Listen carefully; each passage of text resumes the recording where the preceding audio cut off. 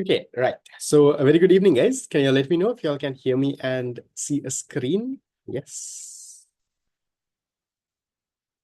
Right, good. My voice might sound a little weird since I'm recovering from a cold, but better than what I was a couple of days ago.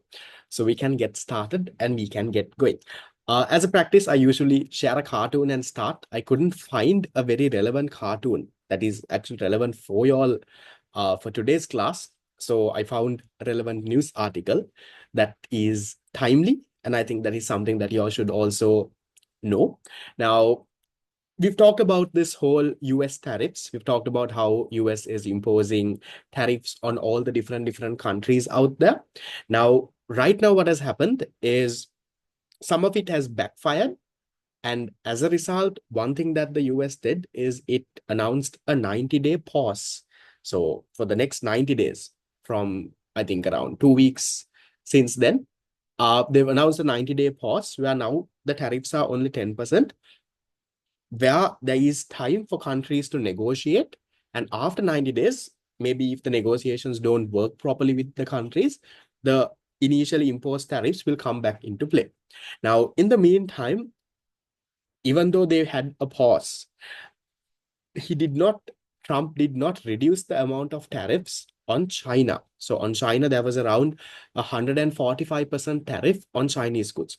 Now, something like that, Lamai, is completely unsustainable. You can't do global trade when you have around 145% tariff. So 145% tariff can lamai. Whatever you send is more than double the price. No, if China exports something worth 100, that will be 245. So that's going to be way too expensive. For global trade will start to collapse, because if you take the world, lamai, China is the biggest producer, US is the biggest consumer. Now, all the other countries, Sri Lanka, Bangladesh, India, all of them lamai, are in the middle. We are the intermediaries. So we are not as big as those two countries. The biggest producer is China. The biggest consumer is US. And when US has 145% tariff on Chinese goods, that's crazy. Now you will think, sir, then US can start buying from other countries. No, sir, will not, because Chinese goods are very expensive. US can start buying from other countries. But you need to understand, Lamai, no one has the production capacity that China has. China produces more than half of the total world's production. So even let's say you completely put China out, all the other countries combined, we still can't cater to the demand of US. So China is always in the game, Lamai. So because of that, now what has happened? China is also very firm in their stance. They don't want to give up. They also don't want to get second on this thing. So the Chinese president has also announced, if these guys are going to tariff us, we are also going to tariff them. We are also going to stop buying goods from them. And all of that is announced. And now recently, in the last couple of days, we've seen Trump being a little bit more lenient. In some of his speeches, he's talked about, that he's going to reduce the tariff that he has put on China. And he's trying to shape China up a little bit. That kind of a tone is currently being seen. Still, there is no formal agreement as to what the tariff would be. So far, it's around 145%. That is not sustainable. But right now, it looks like Trump will reduce the amount of tariffs that is on China. That's what this news article also says. Trump says China tariffs will drop substantially, but it won't be zero. He's not going to reduce it to zero, but from 145%, he's going to significantly reduce, because otherwise trade will not happen. Lamai, the world itself will start collapsing. So that's what's happening in the world right now. Sri Lanka, in the meantime, we are trying to negotiate, trying to get about a bit of favorable terms for the tariffs that has been imposed on us. Okay, so with that, Lamai, we'll start with today's part. Today, we need to finish off unit number 1. We need to finish off the essay questions from the PPC related area. So let me share my screen and let's get started. We are over here.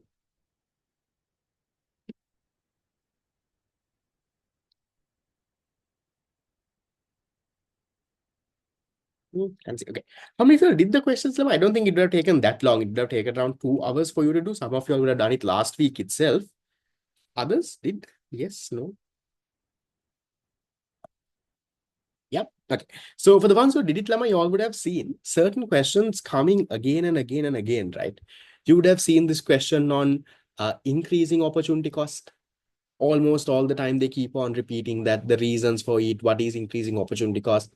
Then the question on productive efficiency, allocative efficiency, economic efficiency, that keeps coming, in different ways. They keep on asking that multiple times, so it's, yeah, even scarcity. So you've seen some sort of trend where the same question keeps on coming again and again. So we'll quickly go through that.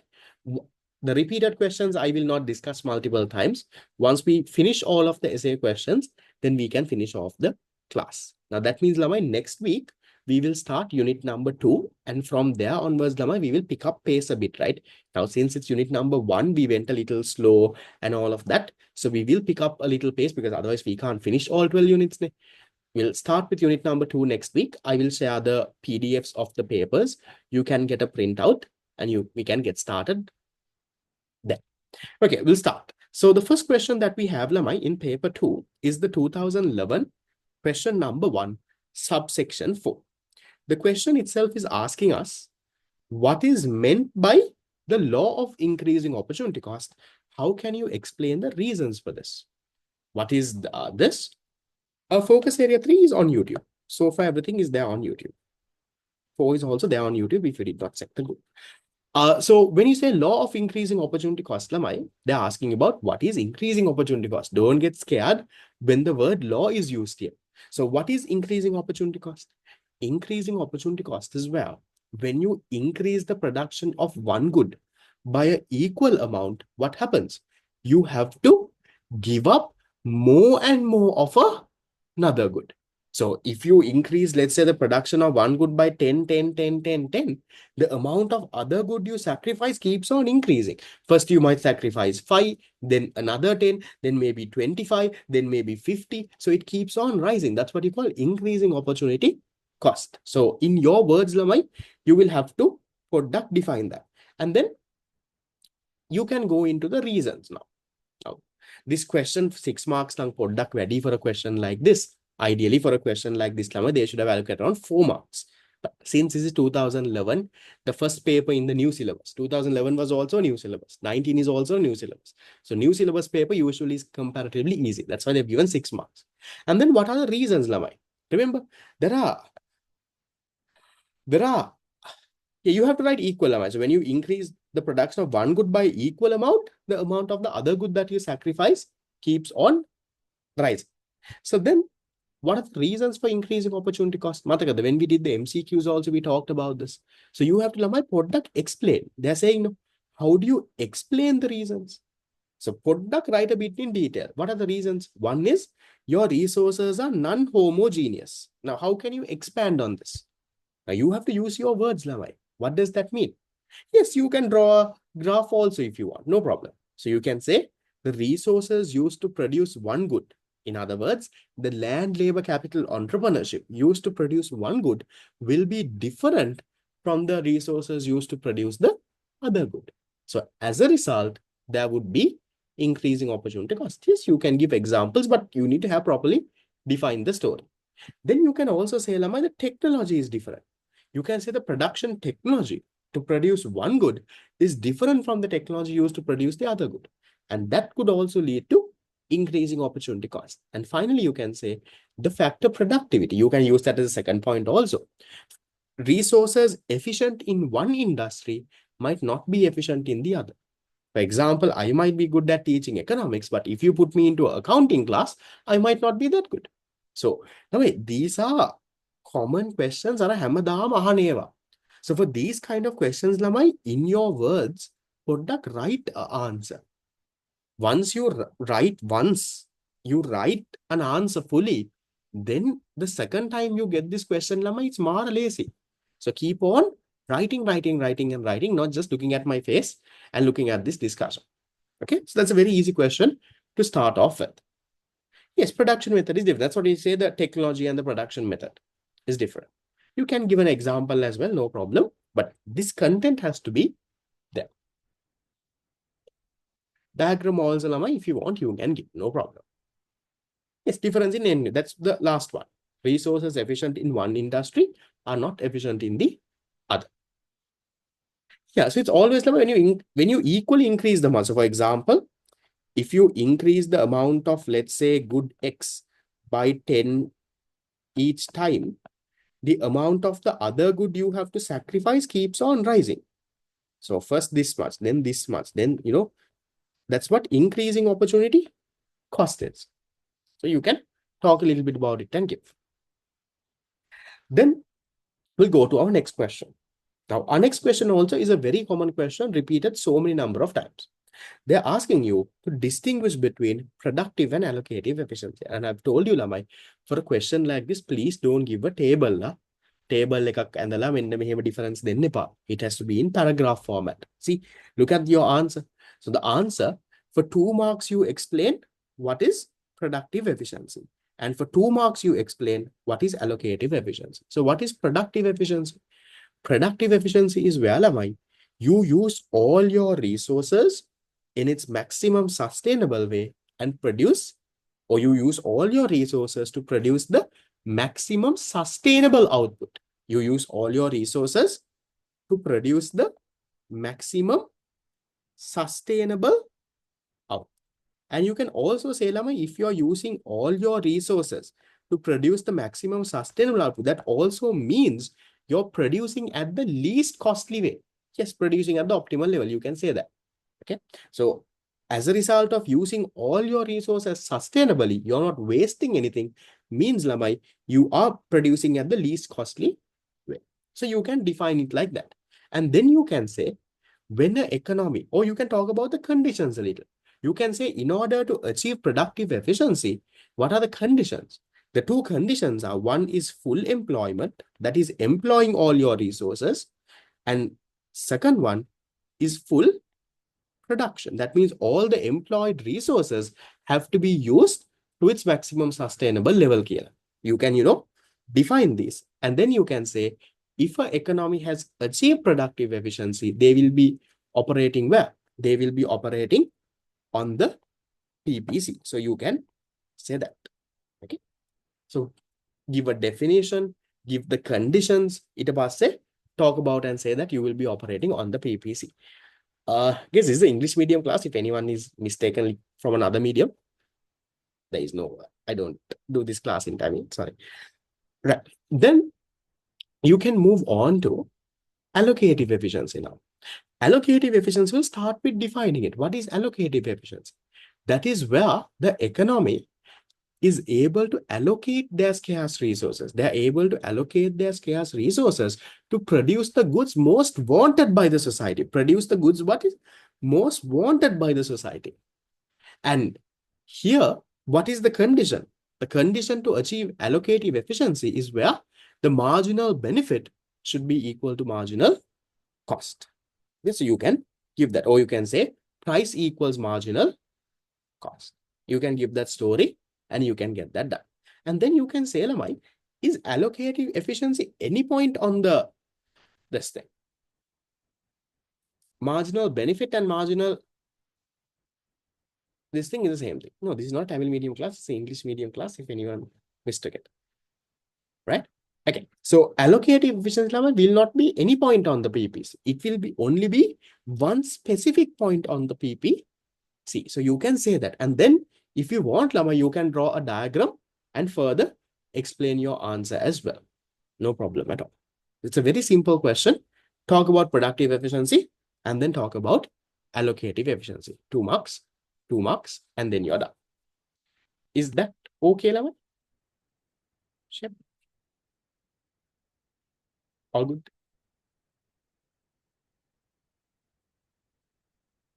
Right. Then, so it has to come in ideal paragraph form.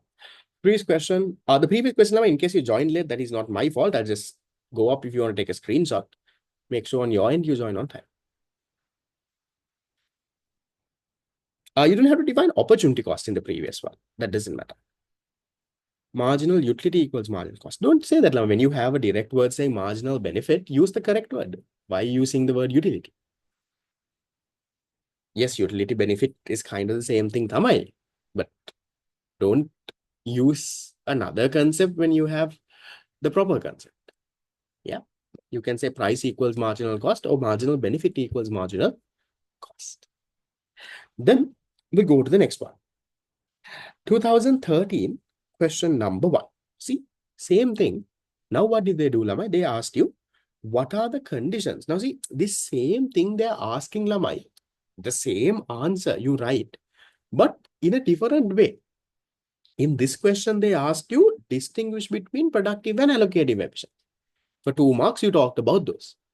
Now, ekama thamai ahanne, but what are they asking? They're asking it differently. They are asking you, what conditions must be satisfied for resources to be used efficiently in economy? In other words, resources to be used efficiently for you to achieve economic efficiency, what are the conditions that are needed? That's what they're asking. If you want, you can give a small definition for economic efficiency. Marks won't be allocated, but that will make your answer look a little nice. But what are the conditions? Again, productive efficiency, allocative efficiency. So you write the conditions, explain the conditions. Productive efficiency, this is what it is. Allocative efficiency is this is what it is. If you have achieved both of it, then resources will be used efficiently in an economy. So same thing. So you need to understand, that's what your examiner does. Now, some of you all, sometimes when you see the A-level paper, you get scared. What on earth is this fellow asking? He's not asking anything new, Lamai. Are the same thing. They ask it in so many different ways. So now I'll show you 2 different ways of asking the same thing. I'll show you multiple other ways also when we come. Okay, done. Then we'll go to the next one. This one says, how does the production possibility frontier help illustrate micro and macroeconomic issues in the country? Remember, Lamai, in your Unit 1 tute itself, we have this as headings, right? Microeconomic concepts shown in the PPC, macroeconomic concepts shown on a PPC. So ideally, what you can do is, you can, Lamai, list out a few microeconomic concepts that you can show on a PPC. So can you all tell me, Lamai, a few microeconomic issues that can be shown on a PPC? Things like what? Definitely scarcity. You can show scarcity. You can show my opportunity cost. Those are the most easiest ones to show. Scarcity, opportunity cost. You can show choice. You can say, look here, there is an option like this. There is an option like that, right? And you can show these kind of things, Lamai.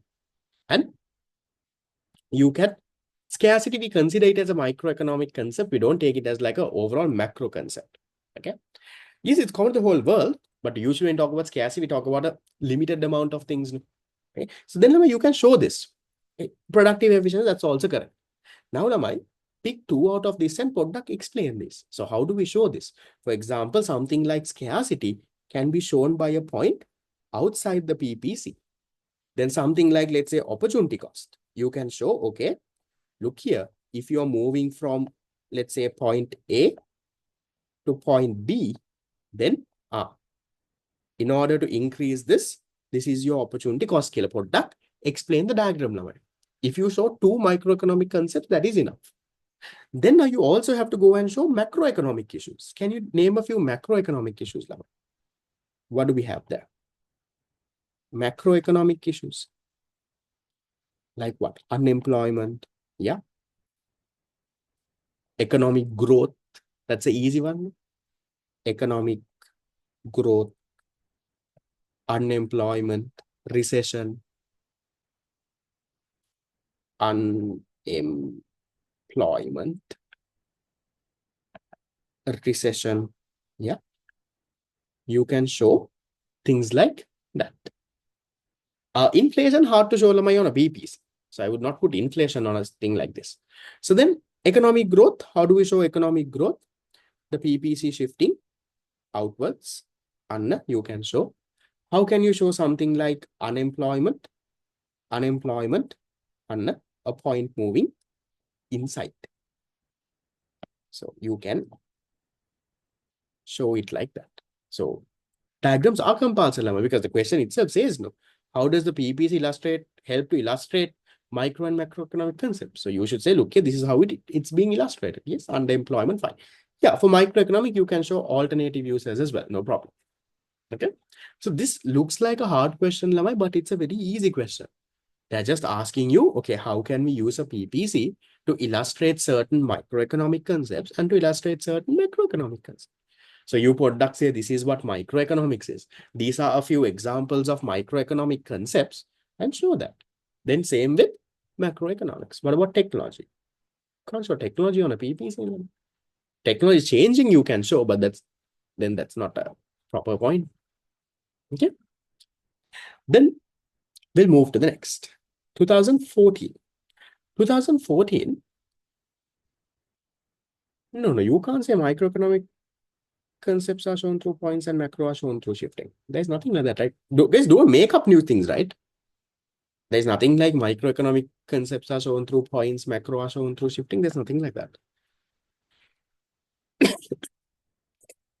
Coming to 2014, now 2014, now it was actually easy paper. They gave you 2 questions from unit 1. That's why you have question number 2 is also from unit number 1. Okay. So the first question is saying, explain production possibility curves using what? Using a diagram.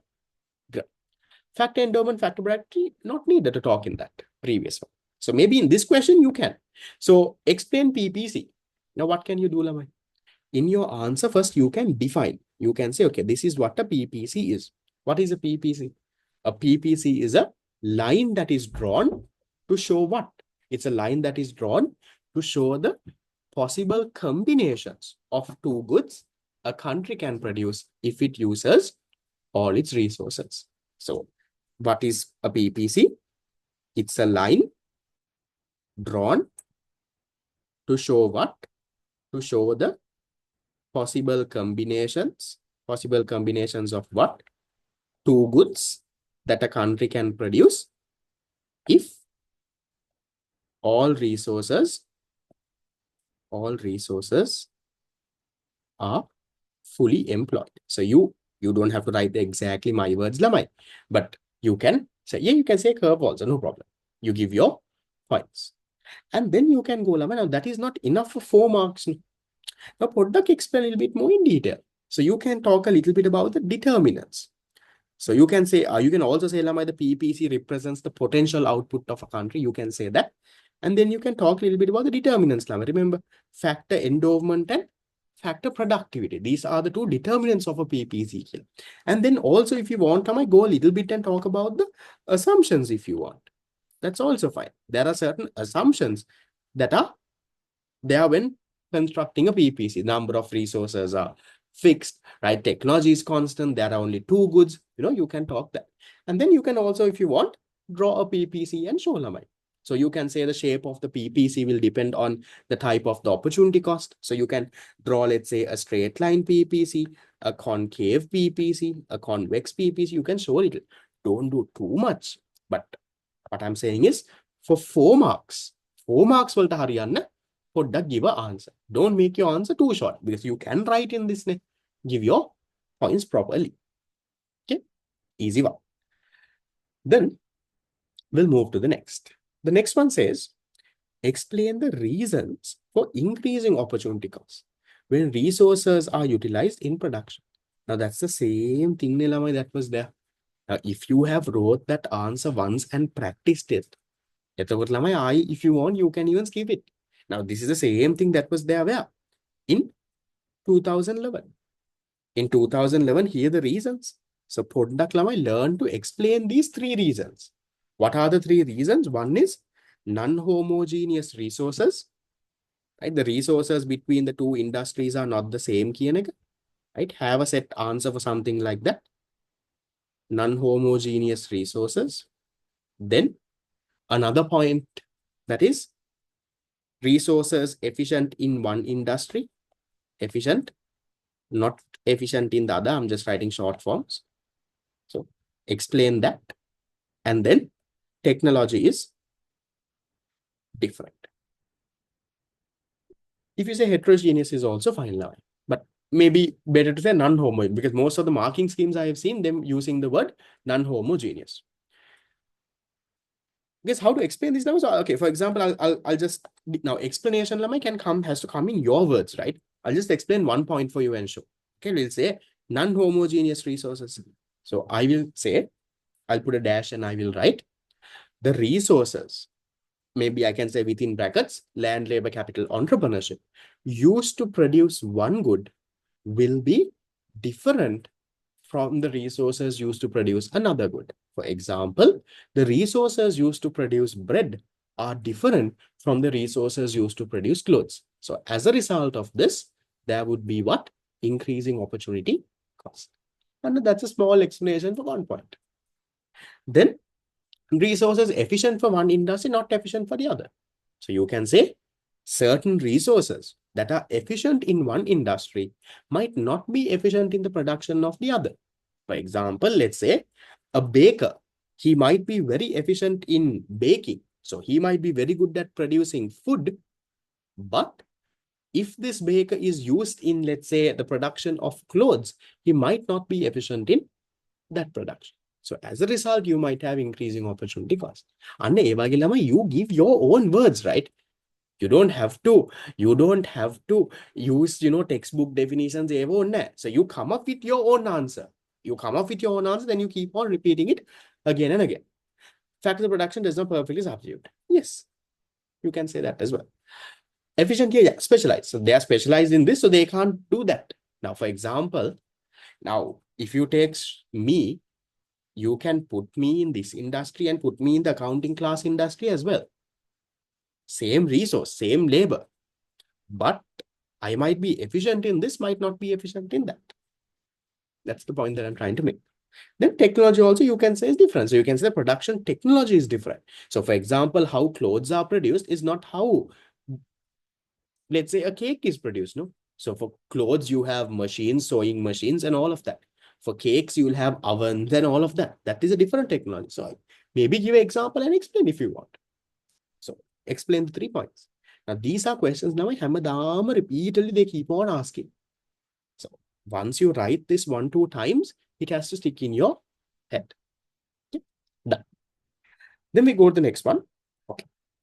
Explain the following events with the use of production possibility curves. Yeah, definition is also not an issue. So, Lamai, another mistake that I saw a lot of y'all do is a lot of y'all, Lamai, y'all don't explain the PPC. Now, I saw this in the fast track class also. Because all of y'all got your marks, right? Fast track people. Unit 1, you downloaded the paper, marked paper and looked at the comments. The marking would have been a bit strict. I've asked all of them to cut marks if you have not been very specific. It's strict to make you better. I did send the papers in a Google Drive link. Just check. Okay. So coming back to my point, one thing that I noticed in a lot of those papers, I also had certain PPC related questions. Most of you all have drawn the PPC. You have not explained the PPC. Always remember, even if they don't tell you to explain, you explain, Lamai. I'll show you one. Okay. The first one, returning a significant number of professionals who has been in foreign countries. Average mark for that paper, I can't remember. I didn't calculate, but comparatively marks were very good. Okay. So, Lamai, tell me what will happen now in a PPC here. I taught you all the determinants of a PPC. I told you a PPC will shift only if these determinants change. Is any of the determinants changing here? People who are working abroad is now coming back to your country, meaning what is happening? Your labor is increasing, no? Your resource endowment, your labor is increasing. So as a result, what happens? As a result, Anna, your PPC will shift outwards. So now mark your PPC. If they have not given goods, say X and Y. No, this is not human capital. This is labor increase. And people who are working abroad is coming to your country. Now you have more people in your country. That's what it means.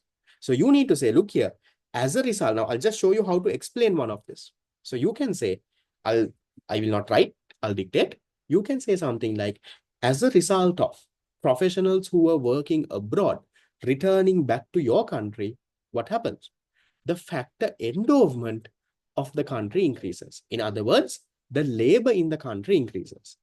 As a result of this, the country would now be able to produce a much higher amount of goods, resulting in an outward shift in the PPC.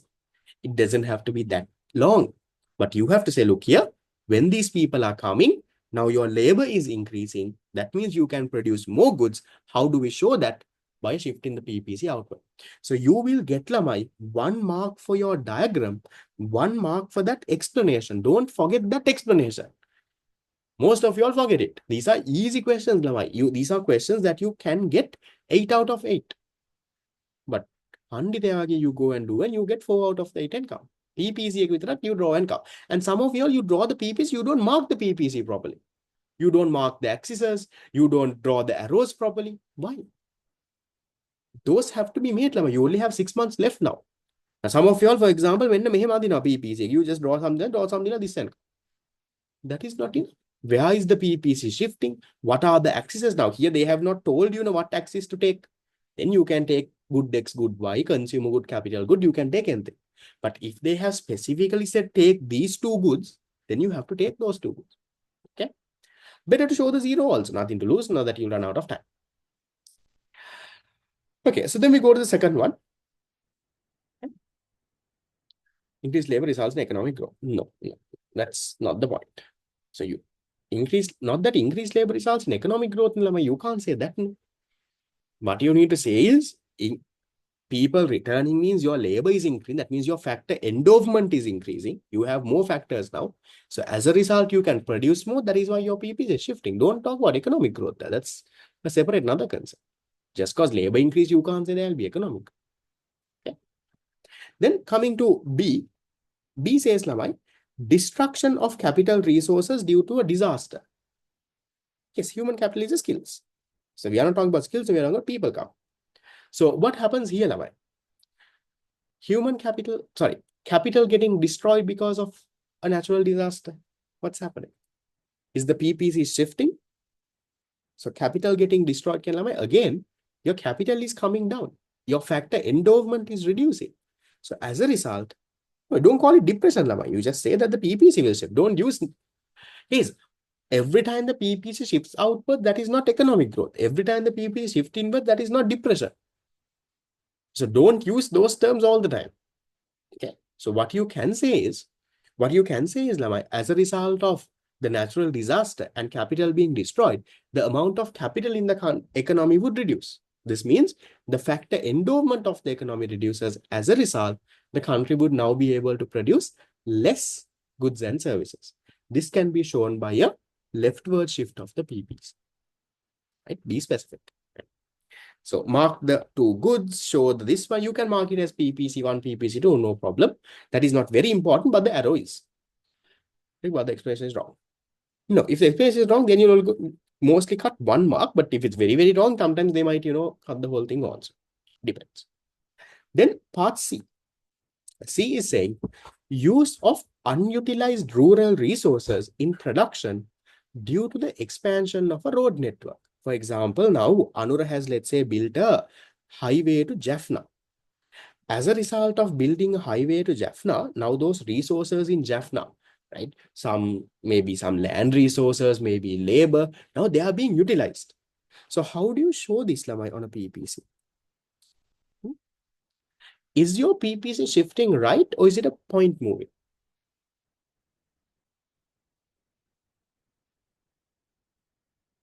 Lamai, what is this third one?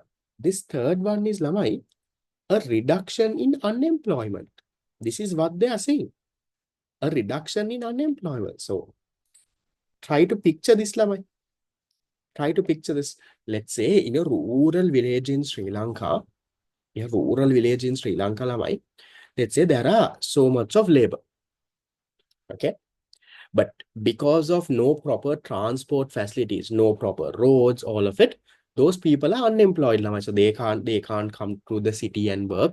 Very hard for them to do that. They are unemployed. But now what has happened? They have built a road network. They have built a proper road. They have expanded the roads now. Now there is a proper road for these people to easily travel. Now, as a result of that, what is happening? These unutilized rural resources, these labor maybe land maybe, whatever, is now being utilized. That means the resources were already there. Resources are not increasing. The people were already there. So you can't shift the PPC. PPC will shift only if your resources increase or the productivity increase. Here it is not increasing. The resources are still there. Now it is being utilized. That is unemployment coming down. So how do you show that line? Unemployment coming down, you can draw an arrow from a point inside the PPC towards the PPC. You can show it like that. Earlier, you were producing, let's say, only this much, but now, because you're using those unemployed resources also, what happens? Now you can, Lamai, produce a much higher combination. That's what you will show. Aggregate supply greater than aggregate demand? No, there's not. You can't show that on PPC. Unemployment is decreased, but the resource stock doesn't change. Yeah, you can say the resource stock here doesn't change, but it's a reduction in unemployment. How can this be shown? By a movement in this. No. This is not the focus is not on the road network there. Yeah, you can put a point on the arrowhead, no problem. That's not an issue. You can draw the arrow to touch the PPC also, not a problem. But you have to draw arrow going out. In the previous one, no, capital goods and capital resources are two different things. So even if you take the two goods as consumer goods, capital goods, then you can't only shift capital goods. Capital goods is the production. The other one is the resource. They're saying the resources are decreasing. Can I show another point on the PPC also? Yeah, no problem. Straight is also fine. But better to show both the goods increasing because it's not specific for one good. No. Then part D, a rapid expansion of the tourism industry compared to the garment industry. So compared to the garment industry, the tourism industry is rapidly expanding. Now here, Lama, you have to be smart. You can't mark the axes as X and Y here because they are telling you garment and tourism. So for example, let's say this, you can switch the axes, that is no problem. Now, if this is garment and tourism, a rapid expansion in the tourism industry compared to garment. So maybe one way you can show this is this. You can show tourism industry is rapidly expanding. So maybe they have got new hotels, got new capital. So tourism industry is increasing. Or else you can show it like this also. Now here they are saying compared to garment, they are not saying that garment is not increasing. So maybe you can show it like this also. So you can show, for example, to garment increasing a little, but tourism increasing a lot. So compared to the garment industry, tourism industry has grown a lot. You can show it like that also. Either this or this.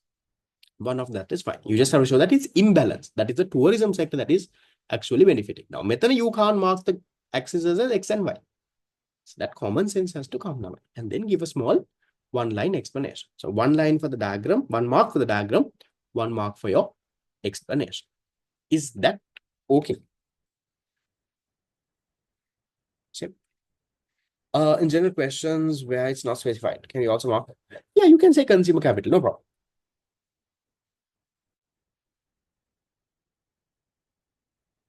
Okay. The fourth one, Laman, to repeat.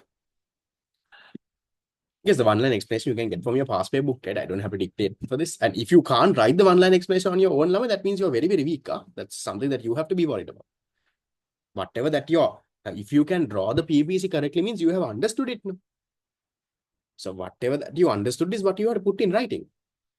Yeah. The garment should increase too. That's what I showed in the second one. That could be another option. You can show it like that as well, where garment increases a little and tourism increases a lot. That's also possible. Or else you only show tourism increasing. Both of it will be accepted. What is there in your marking scheme in the back? Past book. What's the marking scheme show? Are they giving alternative answers or are they giving one of it? Both of it logically are correct. So the fourth one again, it's that the tourism industry is expanding, but the garment industry is not expanding much. So you will shift the PPC only in the tourism industry. So you can say, maybe for explanation, you can say, as a result of the tourism industry expanding, the PPC would shift to the right only on the tourism industry. Here's the second one. Yes, that is also fine. So this one is also okay. This one is also okay. This black one is also logically correct. Done. Then we go to the next question. This was also a very interesting one. 2014 A-levels, question 2, part 4. Okay. Combinations of good X and Y which can be produced in an economy under the given technology and full utilization of existing resources are given in the following table. Okay. The given combinations, they're given X and Y. Calculate the opportunity cost between the different production combinations, A to B, B to C, C to D, D to E, E to F. Okay. Then, according to the information given, will there be an opportunity cost when shifting from 40 units of X and 6 units of Y to this and this and this? Give reason. Okay. So we'll calculate the opportunity cost. Now, when you say the opportunity cost, how are we going to calculate? So when going from A to B, how do you calculate opportunity cost? Marginal opportunity cost is foregone number of units divided by your gained number of units. Now, when you're going from A to B, what are you foregoing? Point A to B, you're foregoing unit Y. You're sacrificing 10 units of Y and you're gaining 20 units of X. So what's your opportunity cost then? To get 20 units of X, you have to sacrifice 10 units of Y. That means to get 1 unit of X, you have to sacrifice 0.4 units of Y. Always remember, my opportunity cost is what you sacrifice. Now, some of you are not sure, sir, why the X? Do you put 0.5 Y or do you put 0.5 X? See, what are you sacrificing? That is what we will take. Can't we take 0? How do we take 0? There is 0.5. Okay. So you're going from point A to point B. So from A to B, you're increasing.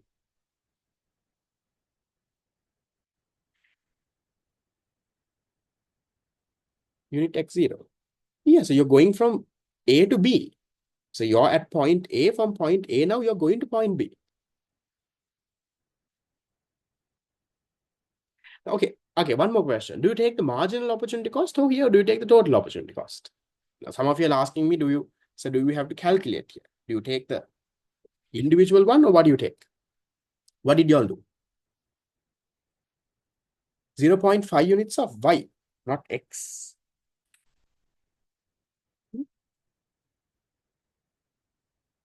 How are you going to get this? That's what I'm asking. Can't you say 10 units of Y?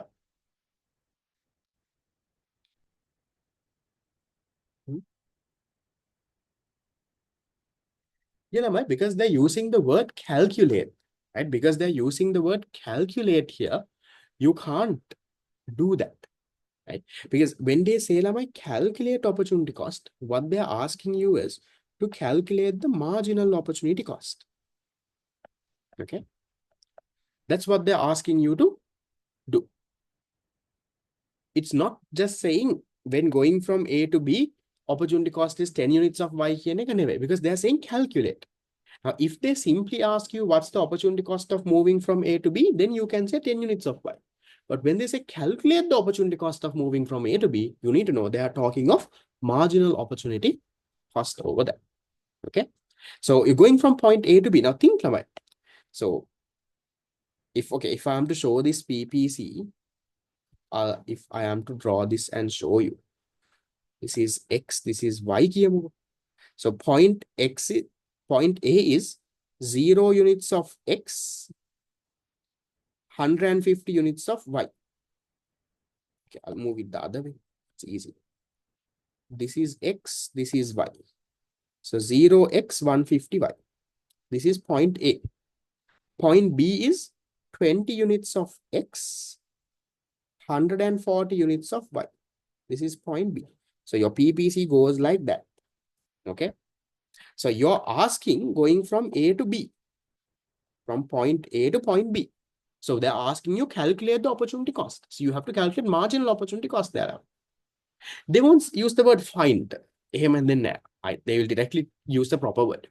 So then when going from point A to B, what are you sacrificing? 10 units of Y, foregone. What are you gaining? 20 units of X. So foregone divided by gained.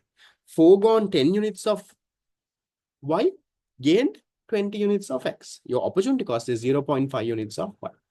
Okay. Then B to C, Quickly give me answers. When you're going from B to C, you're gaining 20 units of X. You're sacrificing 15 units of Y. How do you figure out whether they're asking X or Y? So look at this thing now. It's A to B, not B to A. No. So A to B, you're going from this point to this point. You're going from point A to point B. So point A means A to B, you're increasing the production of X, decreasing the production of Y. So here, foregone 15, gain 20. What's your opportunity cost? 0.75 units of Y. Correct, the vertical shows X and horizontal shows Y. Yeah, that's no problem. They have not asked you to draw the PPC. You don't have to draw it here. Then the next one, C to D. What's the opportunity cost? When you're going from C to D, increase 20, give up 20. Foregone 20, gain 20. Opportunity cost is 1 by. 20 divided by 20 is not 0. Then D to E, 20, you give up 35 now. So 35 divided by 20. How much you get? 1.75y. Then the last one, E to F, to gain 20, you have to sacrifice 70.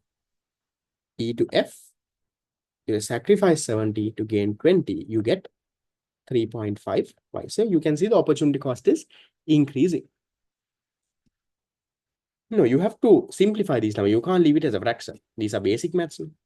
So they will ask you to simplify and give. You can't leave that as a fraction. Okay, so that's part A. For all of that, you only get 2 marks. Then the next question, they're asking you, according to the information in the table, will there be an opportunity cost when the economy shifts from 40 units of X and 60 units of Y? So for that, Lama, we'll draw the PPC podda for this economy. Let me draw this podda clearly. Okay. I'll try to podda take a scale and try to draw this. Okay. So good X, good Y. X is going from 0 to 100. Okay. So 20, 40, 60, 80, 100. And then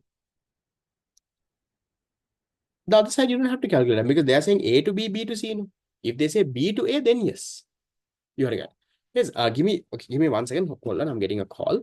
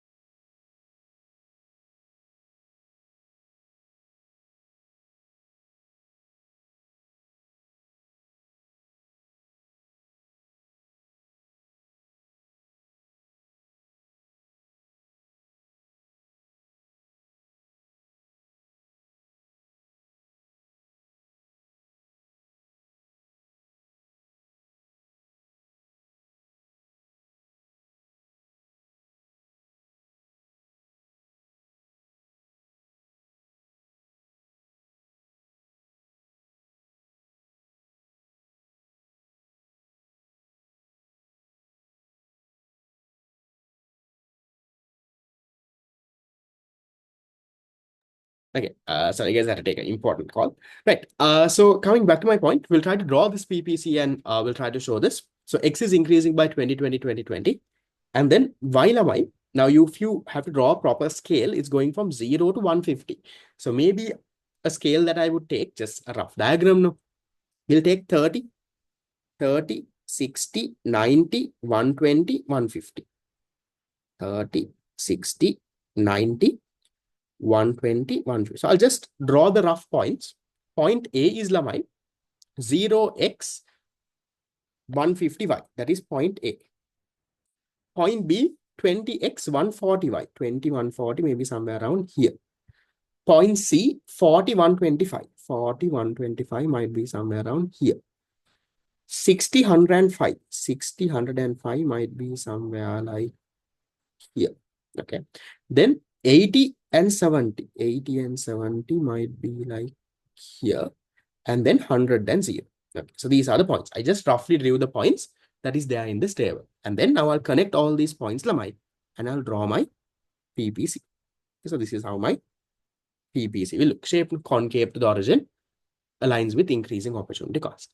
Now, it makes it easier for us to understand this question. The question says, according to the above information, is there an opportunity cost when moving from 40 units of X and 60 units of Y? We'll see where is that. 40 units of X, 6 units of Y. That is, this is the point, this blue point. 40X, 60Y. Okay.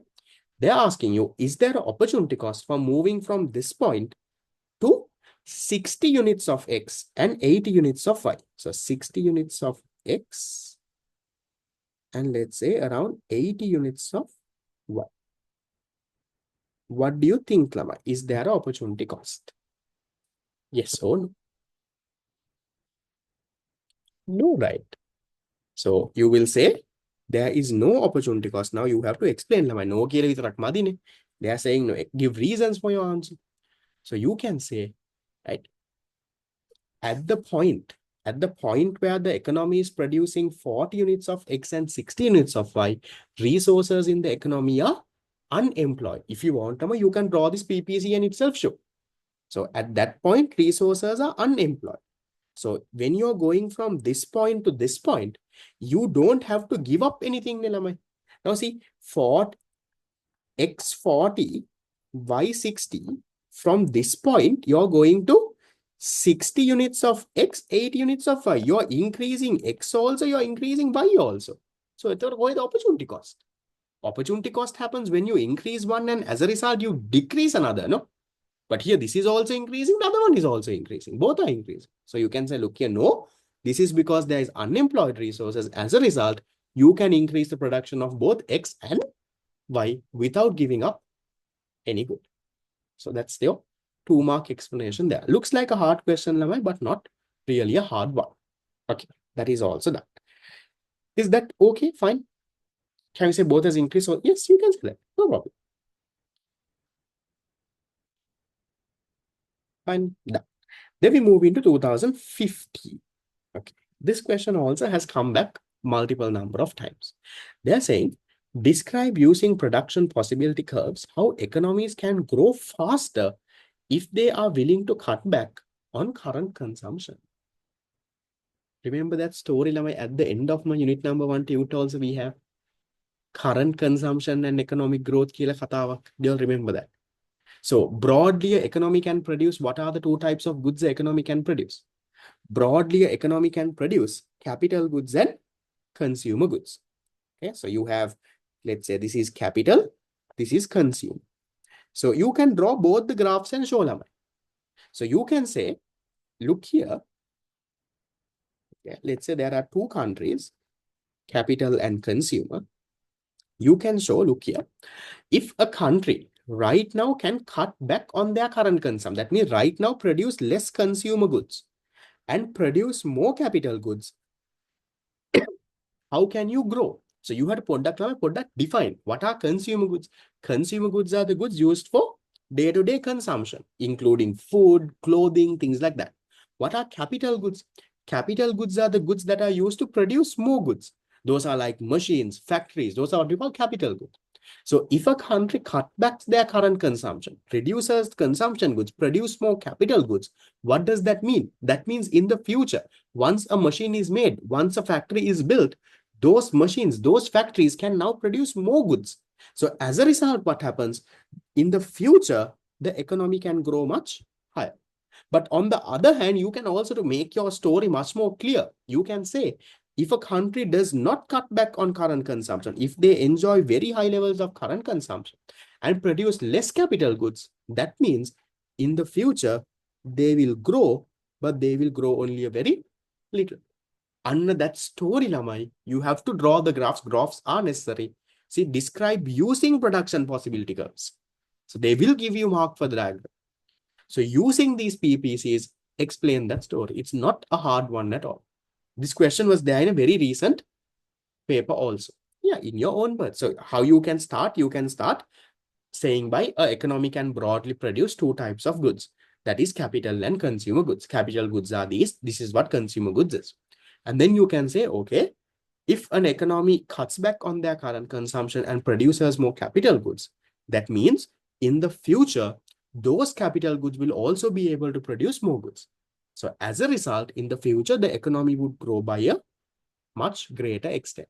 However, on the other hand, if an economy doesn't cut back current consumption, if they consume a lot right now and produce less capital goods, then in the future, their growth will be slow. So you can structure your answer that way.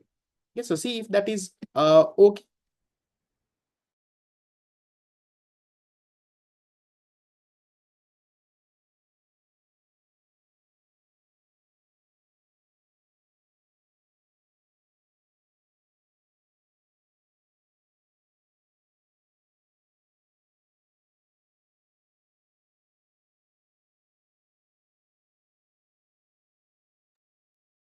Can you show this in one diagram? You can, as long as it is clear enough, you should be able to. If you can properly get that done, that's fine, but it's better to show it in two diagrams. It's more clearer there. Okay, done. Then we go to the next one. 2015 A levels, another question. Now see, this is the same question, Lamai. They are asking, but they're asking it in different way. What is the question? Question is saying, all points on a production possibility curve equal in terms of economic efficiency? Explain your answer. No. All the points are not economically efficient. Only one specific point is economic. All the points are productively efficient. So your explanation is, Lamai, to explain economic efficiency, the conditions and all of that. So here's, you start with saying, look here, this is what economic efficiency is. You produce the most, at the most optimal level, you produce what the society wants. And then you say there are two types. Look here, productive efficiency and allocative efficiency. Productive efficiency is, you use all your resources, produce the maximum sustainable output. All points on the PPC are productively efficient. And you can say that. But all the points are not economically efficient. To be economically efficient, you should also have the condition of what? You should also have allocative efficiency. So only the point that you have productive efficiency and allocative efficiency, both, only that point is economically efficient. If you want, you can draw a diagram also and explain level. So you need to say, look here, it's not all the points, it's only one particular point. Is that okay?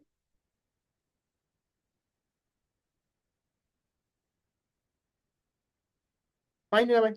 Same thing. Now, there's nothing new here. Same thing they will ask in so many different ways. You don't get scared. You write the same answer. Once you do this, Lamai, how many of you all have wrote answers for this? Actually sat and wrote, not read. Handwritten, you have a handwritten answer for this. Once you have a handwritten answer for this, once you do this around, now second time you wrote this same question, Lamai, didn't you feel good about it? Didn't you feel that your flow is nicely coming? Now you can get it done, Kiela. Didn't you feel that? You felt it, right? Compare the first time when you're writing this answer, it would have taken time. How do I get my points? Now, second time you saw this, now you remember. The flow comes. Now, that's the whole point of Lama doing these past papers. You won't get the exact same question, but they can ask. So if you have written in your hand, Lamai, then that goes into your brain. Now, some of you all think just coming to this class and looking at sir's screen, my answer writing will improve. It won't. You have to write. That's why even in your fast track, every week there is a paper. That's why a mark and give, all of that is there. You have to sit and write. Otherwise, it doesn't work. Okay, done. Then I'll give you a break after I do a few more questions. 15 is done. Okay, so shall we do 2016? I'll do 16 and maybe give you all a small break if you need. Okay, now 16 is another A-level paper. Lama, you had 2 questions from unit number 1. In your paper, don't expect something like that. You will only get 1 question. Other subjects also, it does repeat, Lama. That's why you have to do the past papers and see. Do the graph and show it 1 point. Yeah, fine. Then, what is a production possibility frontier? List the assumptions when drawing. Wasn't this the same question that was there before, Lamai? In the 2014 question, asking what is a PPC? And then I told you for 4 marks, write the determinants, write the assumptions also. Same thing you write. So what is the PPC? It's a line drawn showing the combination of 2 goods that you can produce if you use all your resources at a given point of time. That you write. What are the assumptions? Produce only 2 goods. All the resources are fully employed. The stock of resources and the quality is the same. All of that you can say. What's the tapping sound? I'm not sure. Is there any other sound that is coming? Are you hearing anything else? No, right? Okay. Right. So that's technology is constant. Yes, you can say that as well. A tapping sound? I don't know. There's nothing around on my end. Okay. Then, Lamai, question 2. What causes the production possibility curve to shift outward? What causes, Lamai? Now, you have to be very specific here. Lamai, the 2 determinants. You can say one is a increase in what? Increase in the factor endowment. That is one. Or increase in the resource stock. That is one factor. And under this, Lamai, Podda give some examples if you want.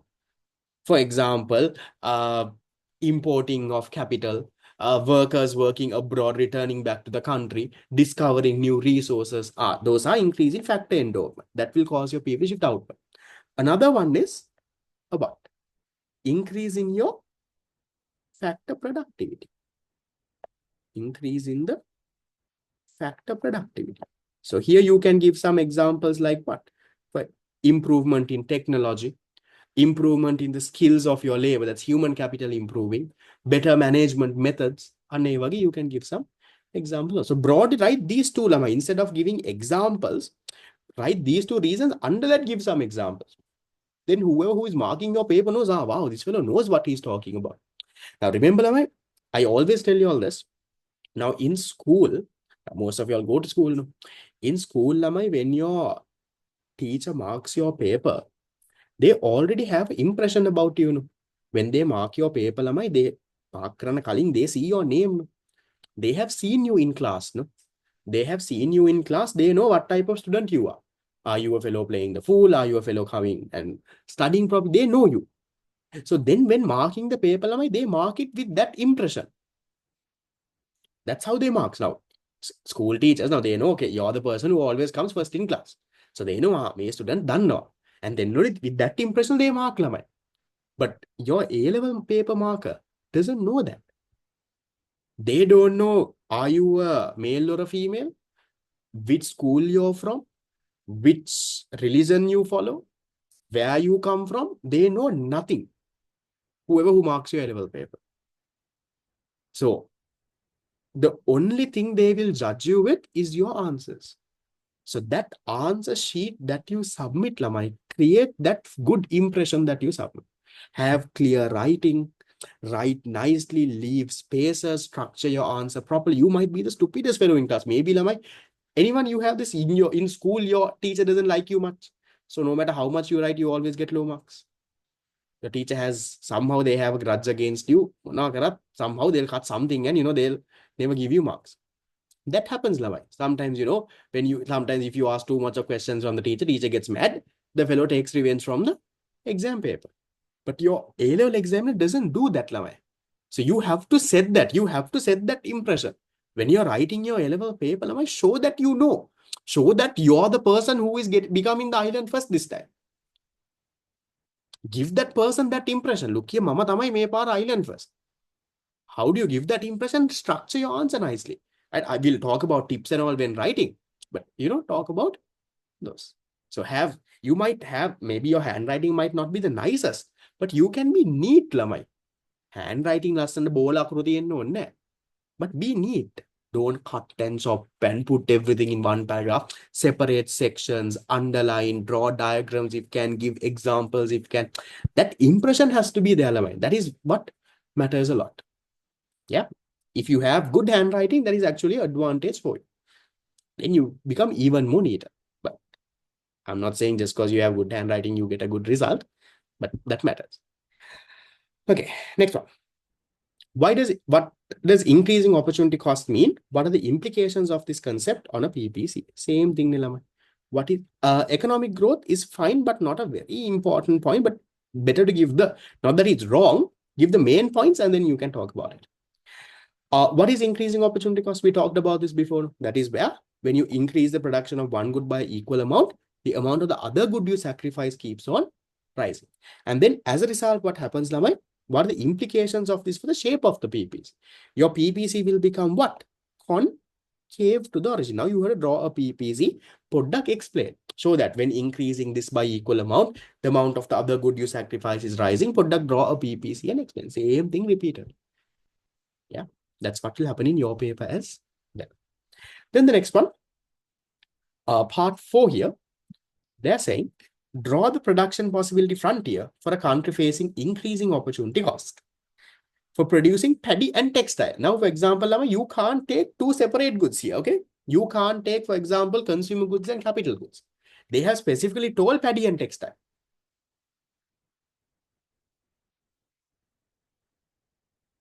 Implications there is not reasons, Lama. Implications mean what does this imply for the shape of the PPC? As a result of this, what is the shape of the PPC? That's what the previous one is. Should we draw the PPC? Yes, better to draw Lamai. Then show how the PPS changes due to the following events. So we'll go one by one. First event. What is the first event? The first event is one second, my pen battery is gone.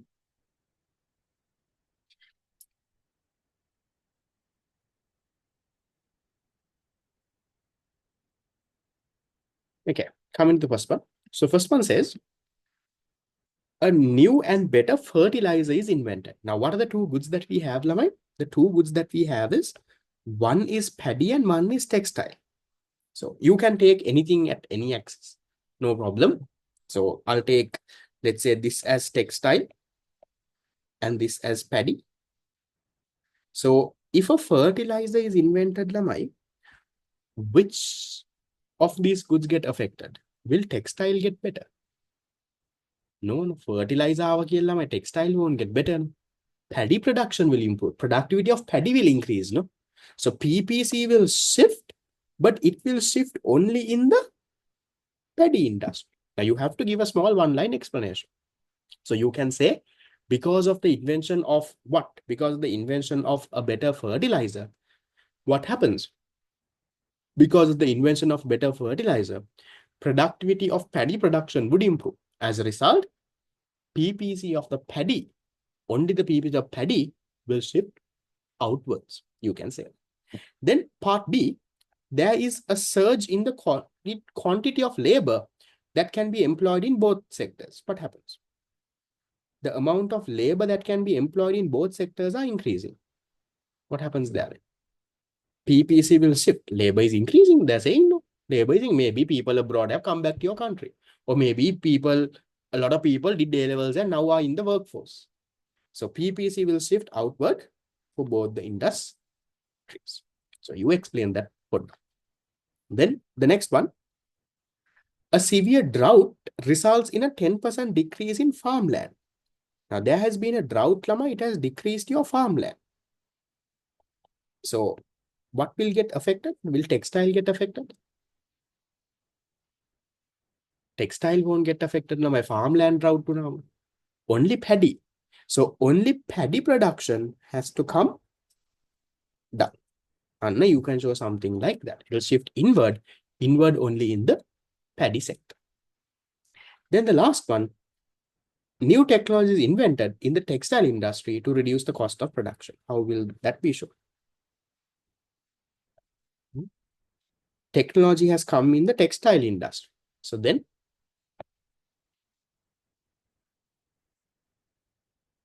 what happens? It will shift outward only in the textile industry. In part A is the increasing capital good consumption fertilizer. Not capital good, you can say the productivity improves because of fertilizer. Now your land and all will be more productive. You can get more out of your crops. So as a result, PPC will shift. These are very easy things, Lamai, not hard. Did you get all of this correct? You have to give explanation, Lamai, for the 100th time. You have to give an explanation. Give a small, even they ask or not, give a small 1 to 2 line explanation. Yeah. Okay. There's a question. Why C is not a point movement? How is C a point movement? They're saying there is a drought. As a result, farmland is decreasing. So farmland is decreasing and your land is coming down. So if your factors reduce, your PPC will shift. No, then focus is not on the drought. No, focus is on the decrease in the farmland. That's what they're saying. They will give marks for explanations now. Have a small explanation. Again, it's up to you. So whether you write or not, that is your choice to make. I'm telling you how you can get the full mark by impressing the exam. That's what I am telling you, the team. Whether you want to write or not, that is your choice to make. Okay. Question 3, there's nothing much that I wrote. It's the same thing as before. In the question, they're asking to draw a separate PPC with 2 axes only. Yeah, so 2 axes only. So for each of it, you draw separate PPCs. No, the 10% you can't mark. It's not a 10% reduction in this. It's a 10% reduction in this. Part 3, there's nothing to explain. It's the same thing. Increasing opportunity cost. We did that question. Yeah. Okay. Then the next one. State the difference between productive efficiency and allocative efficiency in the resource process. So here, even if, since they are saying state the difference, even if you write point form, it's okay. But baba type no. So write a nice paragraph about what is productive efficiency. You get 2 marks. Write a nice paragraph about what is allocative efficiency. You get 2 marks. In that paragraph, you should show the difference. And that's 4 marks is done. That again has been repeated multiple number of times. Okay, so that is it with 2016. So we take a small break then.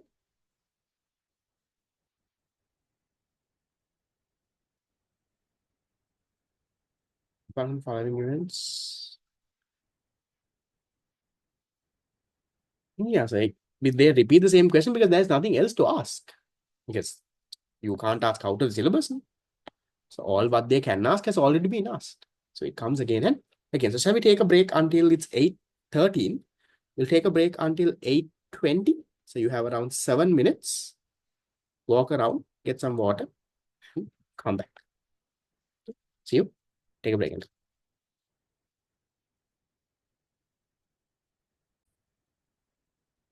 Okay, so starting Lama with the 2017 A-level paper, right? We'll try to finish this by 9. I think it won't take that long because some questions are repeated now. So 2017 A-levels, question number 1, subsection 1. The following diagram shows a PPC for an economy producing only civilian and military goods. Okay, so civilian goods may be things like food and stuff.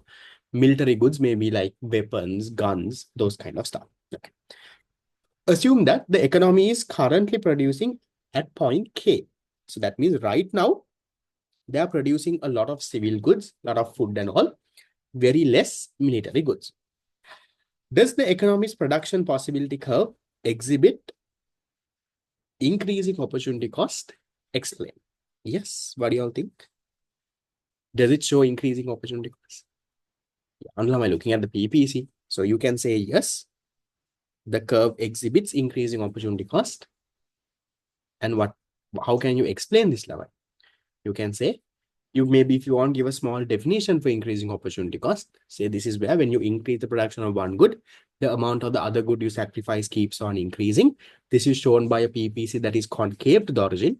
So because of the fact that this PPC also is concave, that is why it is increasing opportunity cost. Maybe if you want to expand a bit more, you can say the two goods are different, military and civil goods.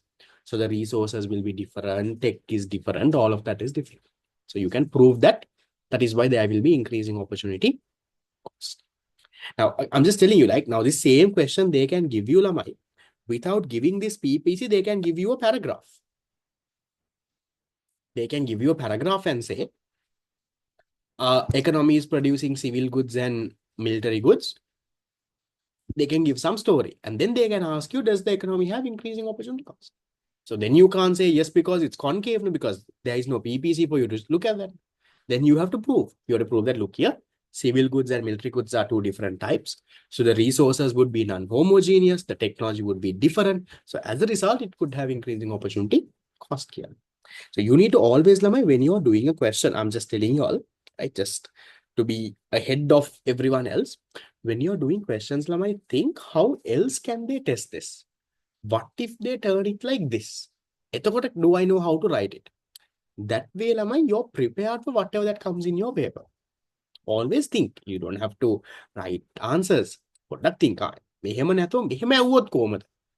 especially in, let's say, for example, accounting, very easy to do that. Now, in accounting, you have all these big calculations, right? Where they have adjustments and all. No? Yes. Have you all done company accounts by now? Should have completed, no? That big question in the first. So Ethan Lama, you all have these adjustments that you get. No? So think, instead of something like this, okay, what if they gave it like this? Then do I know how to do it? What if they gave it like this? So always think. You have to have that critical thinking. Then you do much better. Okay, good. Then part B, if the economy was to go for war, oh, today was exams, nice. Most likely, it would move from point K to which point, Lavan? Where would it go if you move to war? Point UTME. One good is military goods. You're going for war, and you want more military goods. So how can you go to more military goods? Will you go to M or will you go to T? You will go to T, Lama. M is not practical, Lama. Just because you go for war, you can't only produce military goods, Lama. It's a common sense. If you're going for war, you have to still produce some civil goods. Maybe food, clothes, those have to be produced, but you prioritize military goods. So not K to M, you will move from K to T, not M. Yes, you still have to eat food, right? Just because you go for war, you can't stop making food and make all the weapons. You produce lesser amount of food and put more weapons. That's what you will do. Okay, so T, not M. Then you can explain. Part C, if the economy entered into a recession, the economy would move from point K to which point? Recession. Civil goods are consumption goods, yes. K to E E is scarcity. Recession means because of a recession, what happens? In a recession, aggregate demand comes down, therefore production reduces. As a result, unemployment starts to rise. So K to U, that's where you will move from. So you have to give a small one-line explanation. So 2 marks, 2 marks, 2 marks. Easy one. Looks like a hard question, but very easy actually. That's 2017 question 1. Then 17 has another one. With the help of a PPC, explain the concept of scarcity. Easy, when. So you can, maybe now you have to write for 4 marks. No, depression is where the resources get destroyed. Recession is where unemployment increases. Okay. So here you can say concept of scarcity with the help of a PPC. So you can first, now for 4 marks, you have to write. Product, be smart. So start with product, writing what is a PPC. So you can say the PPC shows the maximum possible combination of 2 goods a country can produce. That's what a PPC shows. If you use all your resources, maximum that you can produce. Now, scarcity is what? Scarcity is a point that is unattainable. You don't have resources to produce that. Therefore, scarcity can be shown by a point outside the PPC. So now draw a PPC, show a point outside, say that this is scarcity, say that this is unattainable, and you have to product, expand on that. Nothing big. But now you all need to know, that's another trick, right? Now, there's a 4 mark question. Question is very easy. You know what is scarcity. You know how to show scarcity in a PPC. Everyone knows this. If anyone doesn't know this, don't do L-levels this year, do it the next year. Okay. If you don't know how to show scarcity on a PPC. I know you all know this. I know no one is that weak. But even though you know it, you can't get the 4 marks for this. That is where your answer writing practice comes. So the more you write and practice, in your head, the answer structure will come, the words will flow. So that's where you get the marks from now. So please write. Then 2018. Okay. Easy. No? What is meant by law of increasing opportunity cost? What causes opportunity cost to increase? They're asking for the reasons. So we had this in which paper? 2011. Is that where we first came across this? Yeah. So you can write the same answer that you wrote over there. I'm not going to explain. It's like the third, fourth time that they're asking the same thing. Then we go to the next one. Okay. Using production possibility curves, explain separately the impact. See, explain separately. Now, don't show this both of it in the same question, same PPC. The impact on the economy of rise in the unemployment rate. Okay, that is one situation you have to show. And the increase in the working age point. Those are two different things. So how do these two things are illustrated on a PPC? First of all, start with rise in unemployment. That's very easy. You know? All of you all know. How do we show a rise in unemployment on the PPC? If unemployment increases, it's a point moving where? A point moving inside. Now you give a small 1 to 2 line explanation. You say, look here, as a result of a rise in unemployment, resources will not be fully utilized. As a result, the economy would be producing at a point inside its PPC. This can be shown by a point moving inside. Draw the diagram, expand on your answer. You can show that. Okay. Now, how do you show this? Increase in your working age population. Now, let's say the working age population, the people who fall into your labor force, people who are willing to work from that working age. So now let's say a lot of people right after A-levels, the entire A-level batch has joined the working age. So that means what, Lamai? Your working age population is increasing, your labor is increasing. No? Now you have more people who can actually work. Let's say you had very small kids earlier. They can't work, no? But now they also have fallen into the labor force. They have fallen into working age. So now your labor increases.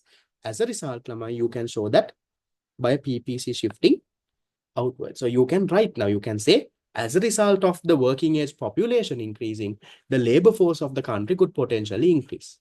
This would mean that the country would now be able to produce more goods, and this can be illustrated by rightward shift of your PPC. Your words, you don't have to write my words. You use your words and explain the story. Done. So 2 marks, 2 marks. Then 2019. How does a PPC illustrate the following concepts? One of the easiest questions ever. Now, this 2019 is the new syllabus. No? So, usually you realize in the new syllabus, the paper is a little easier than the others. Now, 2011 was a new syllabus. Paper was easy. 2019 is a new syllabus. Paper is easy. Directly asking how to show scarcity. So, you show point outside the PPC. Give a small 1-line explanation. It's a point unattainable, so shown by a point outside the PPC. Opportunity cost. How do you show lamai? Opportunity cost, you will have to show, right?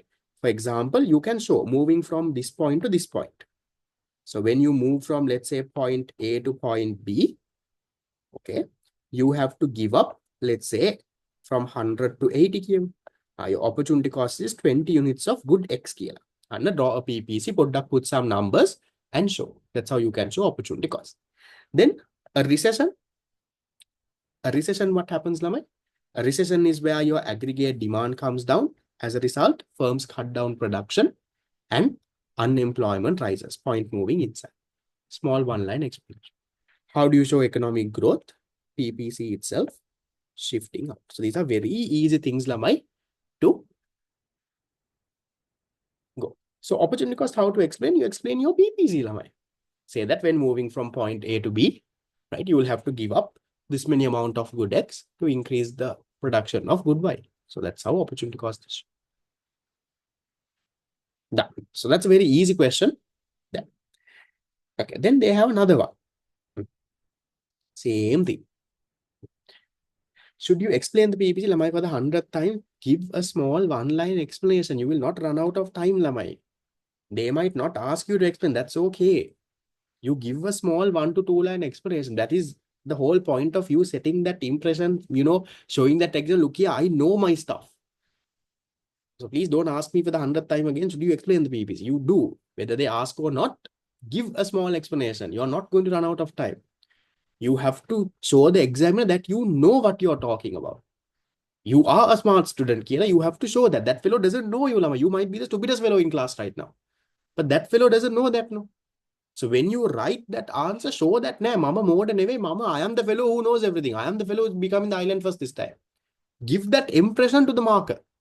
So you write. They might not ask you for example. You give example. They won't ask you for diagram. You give a diagram. So always go a little bit extra and show that. You won't run out of time for econ unless you do something stupid and think of don't know anything. You might run out of time. Otherwise, you can. Okay. No, working age population rising here, not the productivity is rising. It's the number of labor that is rising. Let's say earlier you had 100 people who can work. Now working age population is going up here. Now let's say there are 120 people who can work. Not the productivity, it's the number that will go up. Okay. Now, then part 4, explain why all combinations shown on a PPC display productive efficiency, but only one combination displays allocative. Same thing in a different way, no? So you explain, look here, what is productive efficiency? That is when you use all your resources, full employment, full production, then you're on the PPC. But allocative efficiency is not all the points, it's only one specific point. That is the point where marginal cost equals marginal benefit. The most desired goods of society. That can't be all the points. No, that has to be one combination.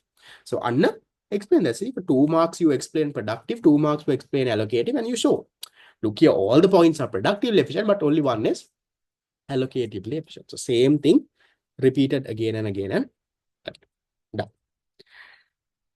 Then you go to 2020. See, the same thing. What is meant by scarcity? Explain the problem of scarcity using a PPC. So you know, where did we come up of this before, Laman? Where was that? Which year? Anyone remembers? There was a question on scarcity. 2017? Yeah, so what Duck explain what is scarcity? All know it's a limitedness of resources compared to unlimited one. That is how you show this on a PPC. You can show. Okay. Question 1, subsection 3. Okay. Then 2020, the next one. Now this is an interesting one. Now හැමදාම ළමයි they ask no productive efficiency, allocative efficiency. Now what the examiner did this time is just to make it a little hard.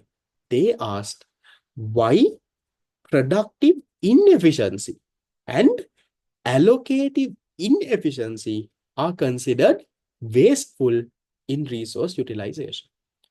Same thing, you're writing the opposite now. Now, productive efficiency means you're using all your resources, producing the maximum sustainable level of output. The productive inefficiency here occurs when a firm is not producing, a firm or an economy is not producing its output in the least costly way. Or in other words, it's not using all your resources at the maximum sustainable level. So that means you're wasting resources. That means there are some amount of resources that are unemployed in the economy. There are some resources that are unemployed. That's why it's wasteful. You're not utilizing it fully. Either there is underutilization or unemployment. Maybe people are working for only 3 hours a day. Maybe some people are just idle. They are not being employed. And that is why it's wasteful. You have to show that. Then why is allocative inefficiency wasteful? Allocative inefficiency can you're producing what the society doesn't want. Opposite of allocative efficiency. Allocative efficiency means producing most desired goods of the society. Here you're producing what society doesn't want. So that means you're using all your resources and producing something that people don't want. So that means you're again, what? You're either not using your resources properly. So maybe you are either overproducing something or maybe underproducing something. You're not producing what the society wants. That's allocative inefficiency. Now, all of a sudden, when you see now, trust me, Lama, in your paper also, now, for example, the people who did A levels in 2020, they would have in their notes or whatever this allocative inefficiency, productive inefficiency, so in your paper also, Lama, you need to realize under මේවගේ තඩාංගල can come. But product use some common sense. So what is allocative inefficiency? That's the opposite of allocative efficiency. Write the opposite of it then. What is productive inefficiency? Write the opposite of it. So that's what you do. Can we say this is both one para and defining? No, better to give it in a flow, Lamai. That first talk about productive inefficiency, then talk about allocative inefficiency. That's a better structure for your answer. Done. Then we go to 2020, the next one. Now, this was also a nice one. Now, this is Lamai. Again, I told you, whenever something happens in the country, the examiner tries to know, if you take unit number 1, there is nothing else to ask Nilamai. You have economic goods, non-economic goods, resources, market economy, almost everything they can ask, they have asked. So in case a situation comes, if they get some sort of situation where they can actually ask something new, they will do that, Lamai. So you saw in 2020 COVID came, and under what happens to a PPC due to COVID? But here, Lamai, the answer is actually very interesting answer. So because now that is the start of COVID. So here they are saying because of COVID, what can happen is a country's resource endowment can come down, and also the factor productivity can come down because people are sick, they can't work much, people are dying, resource endowment is. So if that kind of a thing happens, then what will happen? Your PPC will shift inwards, and you have to draw the PPC and explain that PPC. As a result, look here, this is what will happen. So maybe let's say consumer goods and capital goods now, it will shift. But then for that only, Lama, you only got 3 marks for writing this, this, and this. They also had another 2 marks to say, look here, if this pandemic is not that serious, if it doesn't affect the productivity, if it is not a big issue, then you will not have a shift of the people. Let's say people just fall sick temporarily, not a big problem. So then they say, look here, it will only be a point movement here. See? So in this situation, the PPC does not shift, but the actual production is contract. So you draw this PPC and explain. So you have to explain both of it. Remember, Lamai, sometimes now in your paper, they might ask. Now, for example, in the 2022 paper, they asked about power cuts. Maybe in your paper, they can ask different company. What they can ask, we'll talk about. We talked a little bit about in the fast track also. So you have to realize sometimes there can be 2-3 correct answers. So then, Lama, you show both. Show when this is what can happen. This is what can happen. So you have to show. That's exactly what they're expecting from this answer. This answer is from the marking scheme. See how they have allocated marks. Yeah. So if the resources decrease, then this is it. Otherwise, this is it. Come after COVID. Maybe after COVID, then you can justify it. Maybe this is way after COVID has happened, then you can justify and say, look, people have died. This is what has happened. This is what it is. Okay. PPC tariffs, yes, they can ask. They can ask about tariffs. They can ask about import restrictions. They can talk about so many different things. No, if you explain only one of it, you're not going to get the full mark.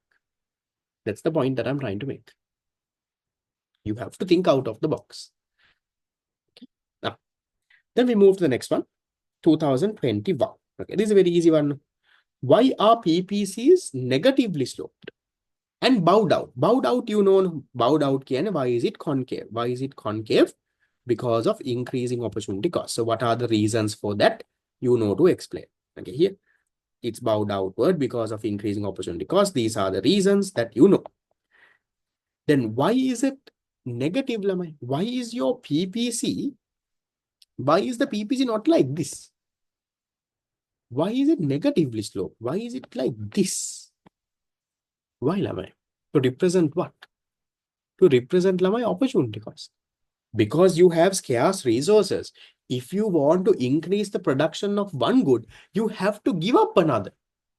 Because you have scarcity. Because of scarcity, Lamai. Because of scarcity, your if you want to increase the production of, let's say, good X, you have to give up the production of good Y. You have to sacrifice. There is opportunity cost. You see, the negative slope of the PPC reflects opportunity cost in production.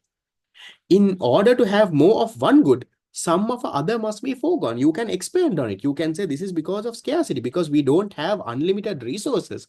We only have limited resources. So if you want to increase more of one, you have to take resources from another good and put it here. That means that production will go down. And that's why it's negatively sloped. That's why you don't have a positively sloped PPC. So explain that part. And then why is it bowed outward? It's bowed outward because of increasing opportunity cost. See how the marks are given.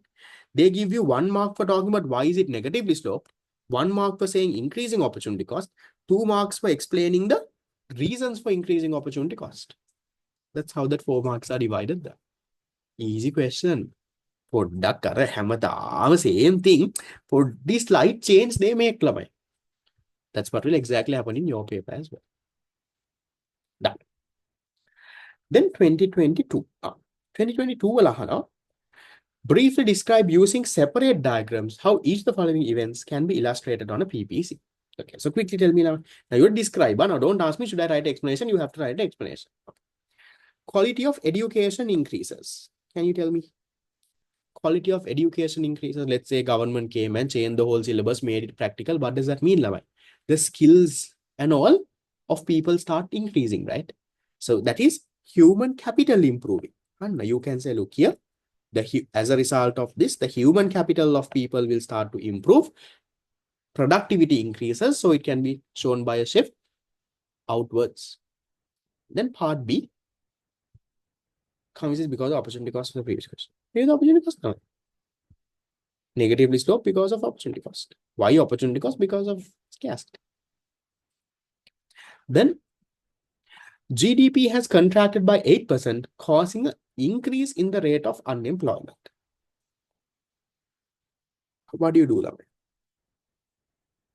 Increase in the rate of unemployment. That is the focus now. Again, sometimes Lavai, ara question එක පොඩ්ඩක් confuse කරන, they will give you unnecessary information. GDP has contracted by 8%. Take a very focus. Like focus is increase in the rate of unemployment. So how do you show that?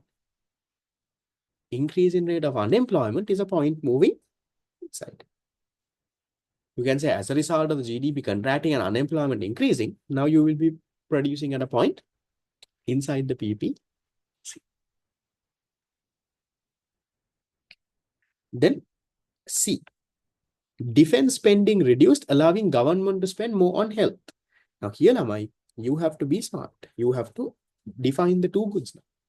So, for example, let's say this is defense and this is health. Okay. Right now, let's say you're producing at this point. You're producing this much defense, this much health. So they are saying defense spending reduced, allowing government to spend more on health. What is that? That's a point movement, right? You're moving from, for example, here to here. You're reducing defense spending means you're reducing the defense production, and allocating more money for health means you're producing more health. That is what you're doing. And that is your answer there, Lavai. There is no shift here. Is your resources in your country increasing? Is the productivity in your country increasing? No. What are you doing is you're taking some of your money that you're putting in the defense industry and putting it in this one. So you're reducing defense, producing more healthcare. That is how you show that on the PPC. So have a small one-line explanation as well. Then part D, prolonged drought. What is prolonged drought? Prolonged is continuous, serious. Okay. Drought has resulted in long periods of power cuts. What happens? Is it a point moving in or is it a shift, Lavai? Think of how they have worded. They have said prolonged drought. They have said long power cuts. So they're trying to imply that this is a more serious issue. Now, if it's a temporary power cut, Lamai, for 1 hour power gaya kila PPC won't shift. But they're saying long power cuts, prolonged drought, meaning, that's a shift in your PPC inside. Don't say depression, lamai, but say the productivity and all will start to go down. Yeah, you can mark the two axes now. You have to mark the two axes, like put something, put X and Y, consumer goods, capital goods, anything is okay. Right. Then the last one, E, limiting the foreign exchange to import essential raw materials. Now, if you have marked lamai something like X and Y, okay, then how can you show this? Now we don't have money, so we can't import our raw materials. Raw materials import karana back and your capital will start reducing down. You don't have raw materials to produce goods. How can you show that? You can show that by a shift of the PPC inside. Let's say you mark the goods as consumer goods and capital goods. If that is how you marked it, then if there are no raw materials, right? So then you can reduce only the capital goods store. You can do that as well if you want, but you don't have to think that much because they have not told you what the two goods are. No? So if you have just marked as good X and Y, then you can directly say, look here, because of no raw materials, the capital stock in the country will start to come down. As a result, the PPC will shift. See, I think in your, if anyone has the marking scheme now, can you check? Is there there should be an alternative answer there for part E?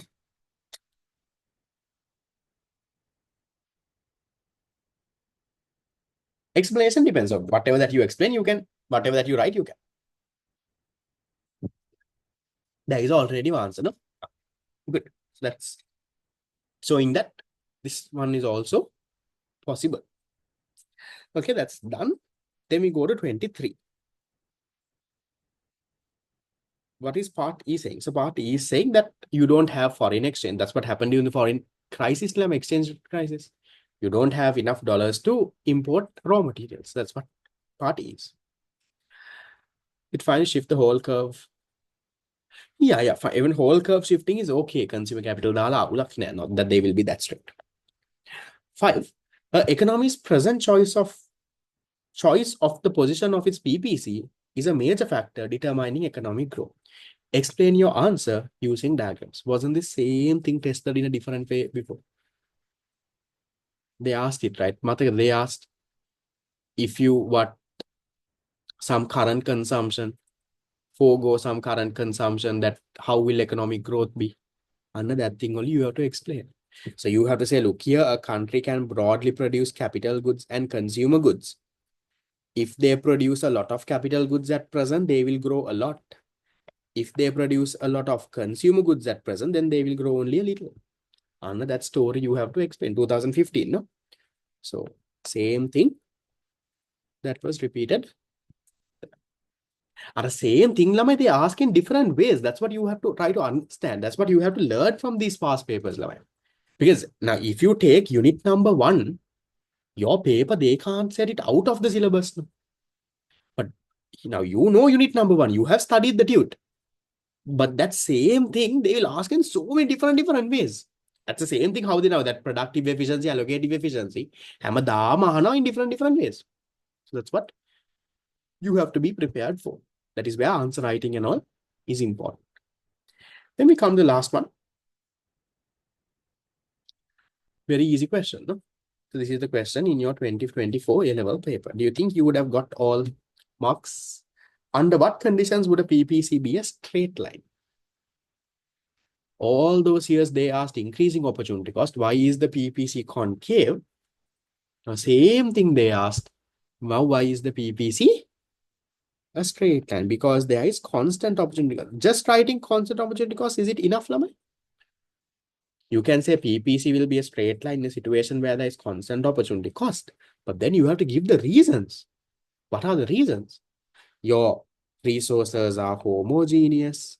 The resources efficient in one industry are efficient in the other industry. The technology used to produce the two goods are similar. And you have to give that. Anything etika liwanang you get that 3 marks. Now just think, right? Now just think of yourself as a student who did A-levels maybe last year or the year before. If you have done the past papers and come lamai, you can do this question. There's nothing hard. If you are a student who did A-levels in 2023, if you've done the past papers and come, this question you can do. You have wrote answer and come. If you did, this one is also not hard, Nilamai. You can do, right? So that's the same thing. Now, if you go to 2025, that is whatever paper that will be there, whatever paper I will discuss for the next batch, I will be telling the same story that I am telling you. For the 2026 batch, when I am discussing your paper, I will tell them, look here, I make a tibbani past paper. So I'm telling you, whatever question that you will get, probably end of October, start of November, whenever your exam is, will be very similar to something that is there. From your 20-mark question, now, from this unit number 1 is done. So you know for unit number 1, you get one entire essay question. That is question number 1 in your paper. In this, you have subparts. Let's say 4 or 5 subparts you will get. What they will maximum do is, Lamai, ideally, one of these subparts, they will make it a little hard. One of it, they will make it a little hard. Otherwise, the same thing, no challenge. No. That maximum 2, usually 1. Usually, like, let's say 1 of it, they will make it hard. Like, they'll try to test like a new thing. They'll try to do something there. But all the others, Lamai, are from past papers. So all the others are from past papers. You can score the full mark. So let's say all the others, that is 16 marks there. Let's say the hard new question, 4 marks, and you can't get all 6, you get 2. So still, Lama, you get 18 out of the 20 mark. 18 out of 20 for 5 questions, you get 90 out of 100. So you won't be perfect, Lama. That I will guarantee. Even the person who becomes the first in the island doesn't get 100 out of 100. That person is also not perfect. So no one will. You aim for 100 out of 100, but you will do something wrong. There is something that you didn't learn, will be there. But you don't have to get 100 out of 100. Getting a 90 out of 100 is very reasonable. It is possible now. You have to get that done. There's a news going around that the exam is in November. I didn't see any news in any official website, but that date looks realistic. That is there. The past papers are okay. The fast track people, if you're doing the past papers in the fast track class, then again, you don't have to do in the past paper class. Just revise those and come. Explanation PPC, one small line is enough. Law of diminishing margin is not a very important part. Don't write that. Okay, so with that, Lama, unit 1 is done. What I want you to do is focus, finish off unit number 1 and get that done. Is that okay? So next week, we will start with unit number 2. I will send the PDFs by the weekend. Can get a printout. You can start doing. If you've already done the questions, Lamai, then that is fine. Fast track people, yes, you have the doubt clearing session tomorrow. I'll inform that on the fast track. See you. Bye-bye.